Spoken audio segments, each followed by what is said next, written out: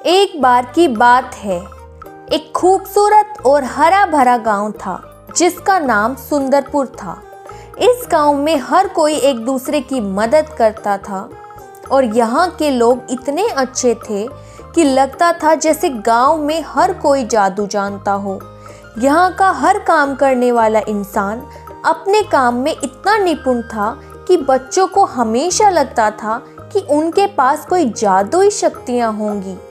गांव के बच्चे जैसे कि राहुल, पिया और रिंकू हर दिन इन लोगों को देखकर सोचते थे, आखिरकार ये लोग इतने अच्छे से अपना काम कैसे कर लेते हैं। एक दिन स्कूल के मास्टर जी ने सोचा, क्यों ना बच्चों को इन खास मददगारों से मिलवाया जाए ताकि वे उनके कामों के बारे में अच्छे से समझ सके। मास्टर जी ने घोषणा की, कल हम गांव के सभी मददगारों से मिलेंगे और देखेंगे कि उनके पास कौन कौन सी जादुई शक्तियां हैं। अगले दिन बच्चों का उत्साह देखने लायक था। राहुल, पिया और रिंकू अपने दोस्तों के साथ मास्टर जी के पीछे पीछे चल पड़े। रास्ते में उनकी मुलाकात सबसे पहले गांव के डॉक्टर साहब से हुई। डॉक्टर साहब के पास एक जादुई स्टेथोस्कोप था। जब भी वह किसी मरीज की जांच करते, उनका स्टेथोस्कोप चमकने लगता। डॉक्टर साहब ने बच्चों से कहा, मेरे स्टेथोस्कोप में भले ही जादू है, लेकिन असली जादू तब होता है जब लोग अपनी सेहत का ध्यान रखते हैं और सही समय पर दवाई लेते हैं। राहुल ने सोचा, वाकई डॉक्टर अंकल का काम तो जादू जैसा ही है। इसके बाद बच्चे सफाई कर्मी भैया से मिले जो गांव की सड़कों को साफ कर रहे थे। उनके पास एक जादुई झाड़ू था। जब वह झाड़ू को घुमाते तो सारा कचरा हवा में गायब हो जाता और चारों ओर चमकदार सफाई हो जाती। सफाई कर्मी भैया ने हंसते हुए कहा, मेरी झाड़ू में जादू है, लेकिन सफाई रखने का असली जादू तब होता है जब लोग खुद भी अपने आसपास सफाई का ध्यान रखते हैं। बच्चों को ये देखकर बड़ा मजा आ रहा था।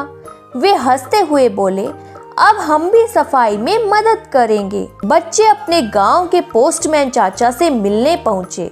पोस्टमैन चाचा के पास एक जादुई बैग था जिसमें जैसे ही कोई चिट्ठी डालते वह पंख लगाकर उड़ने लगती और अपने गंतव्य तक पहुंच जाती।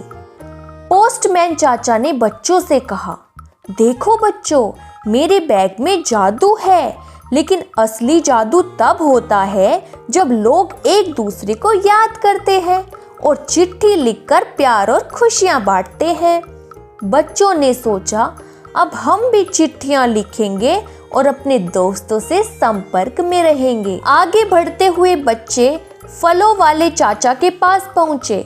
चाचा के पास एक जादुई टोकरी थी। जैसे ही वह किसी फल को हाथ में लेते, वह और भी ताजा और रसदार हो जाता। चाचा ने कहा, मेरी टोकरी में जादू है, लेकिन असली जादू तब होता है जब तुम रोज ताजे फल खाते हो और अपनी सेहत का भी ध्यान रखते हो। बच्चों ने चाचा से कुछ सेब और संतरे लिए और हंसते हुए बोले, अब हम हर दिन फल खाएंगे ताकि हम भी तंदुरुस्त रहें।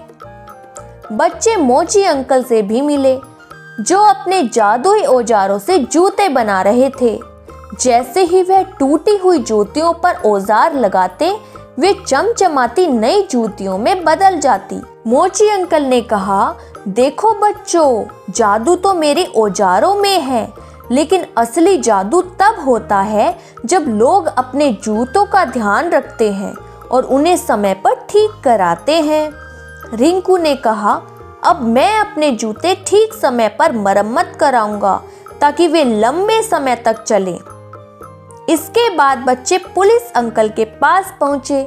पुलिस अंकल के पास एक जादुई सीटी थी।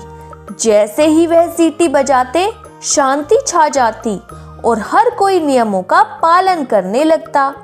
पुलिस अंकल ने कहा, देखो, मेरी सीटी जादुई है, लेकिन असली जादू तब होता है जब लोग खुद ही नियमों का पालन करते हैं और अपने आसपास की सुरक्षा का ध्यान रखते हैं। बच्चों ने कहा, हम हमेशा नियमों का पालन करेंगे। अगले पड़ाव पर बच्चे दूध वाले भैया से मिले। उनके पास एक जादुई घड़ा था जिसमें से वह जैसे ही दूध निकालते वह तुरंत ताकतवर बना देता था। बच्चों ने दूध पीते ही ताजगी और ऊर्जा महसूस की। दूध वाले भैया ने कहा, इस घड़े का जादू तो तुम्हें तंदुरुस्त बना देता है, लेकिन असली जादू तब होता है जब तुम रोज दूध पीते हो और अपनी सेहत का ख्याल रखते हो। बच्चों ने खुशी खुशी कहा, अब हम हर रोज दूध पिएंगे और अपनी सेहत का ध्यान रखेंगे। बच्चे नर्स दीदी से भी मिले जो गांव के अस्पताल में काम करती थी। उनके पास जादुई हाथ थे जो जैसे ही किसी मरीज को छूते उसे तुरंत आराम मिलता। नर्स दीदी ने मुस्कुराते हुए कहा, मेरा स्पर्श भले ही जादुई हो, लेकिन असली जादू तब होता है जब लोग अपनी सेहत का ख्याल रखते हैं और डॉक्टरों और नर्सों की सलाह मानते हैं। जब बच्चे गांव के दर्जी टेलर अंकल के पास पहुंचे, उनके पास एक जादुई सुई धागा था। जैसे ही वह कपड़ों में सुई डालते, कपड़े तुरंत सुंदर और नए जैसे दिखने लगते। दर्जी अंकल ने कहा, देखो बच्चों, मेरी सुई में जादू है, लेकिन असली जादू तब होता है जब लोग अपने कपड़ों का ध्यान रखते हैं और जरूरत पड़ने पर उन्हें सही समय पर सिलवाते हैं। बच्चों ने कहा, अब हम अपने कपड़ों का भी ध्यान रखेंगे। इसके बाद बच्चे ड्राइवर भैया से मिले जो गांव की बस चलाते थे। उनके पास एक जादुई स्टीयरिंग था। जब वे इसे घुमाते तो बस बहुत ही आराम से बिना किसी की बाधा के गांव के हर कोने तक पहुंच जाती। ड्राइवर भैया ने कहा, मेरे स्टीयरिंग में जादू हो सकता है, लेकिन असली जादू तब होता है जब लोग सड़क पर नियमों का पालन करते हैं और सुरक्षित यात्रा करते हैं। आखिर में बच्चे सैनिक से भी मिले। उनके पास एक जादुई ढाल थी। जैसे ही वह ढाल उठाते, हर कोई सुरक्षित महसूस करता और गांव में शांति बनी रहती। सैनिक ने कहा, इस ढाल का जादू है, लेकिन असली जादू तब होता है जब लोग एक दूसरे का साथ देते हैं और देश की सुरक्षा के लिए मेहनत करते हैं। अंत में बच्चे फायर फाइटर अंकल से मिले। उनके पास एक जादुई पानी की बाल्टी थी। जब भी गांव में आग लगती, वह पानी आग पर डालते और आग तुरंत शांत हो जाती।